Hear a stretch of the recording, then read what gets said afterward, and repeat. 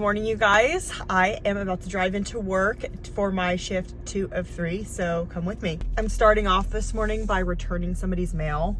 I randomly got somebody's mail that's still in my neighborhood, but not really like near me.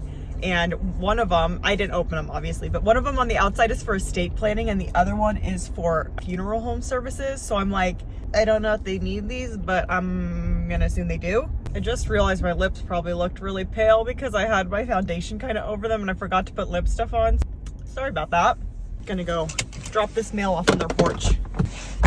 Okay, we're back. Now I am going to be kind of in a hurry. Not really in a hurry, just like right on time, which is still late to me. I had a good shift yesterday, but it was definitely really busy and I already recorded my shift recap last night, so that will post at some time. But I was super busy. I'll talk more about it in my recap, but I would say some of the biggest things that I did yesterday were we had to do an emergent intubation on a patient that got extubated that had stridor. We had one code outside of the ICU where we ended up having to transfer the patient to the ICU. Whenever codes happen in a non-ICU area, it's always just a little bit more chaotic, which is to be expected. A lot of the nurses aren't super familiar with codes, so it tends to be like pretty chaotic. And I don't really blame them. If I had 4 or 5 patients and one of mine coded, I'd be losing my mind. Also had another patient that started to have a seizure, so we had to do meds for that.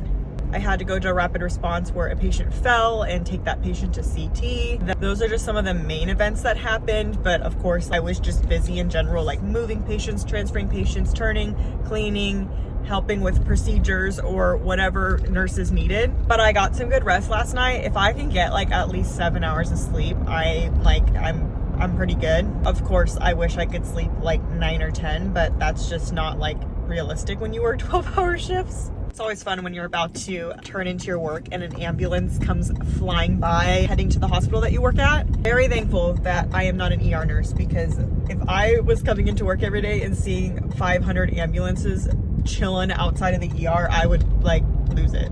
You might be able to tell by the fact that I'm being blinded by the light right now that I am at work, and I hope I have a great day. I'm gonna have a great day. Even if it's a shit show, it's gonna be fine. Day 2 of 3, let's go.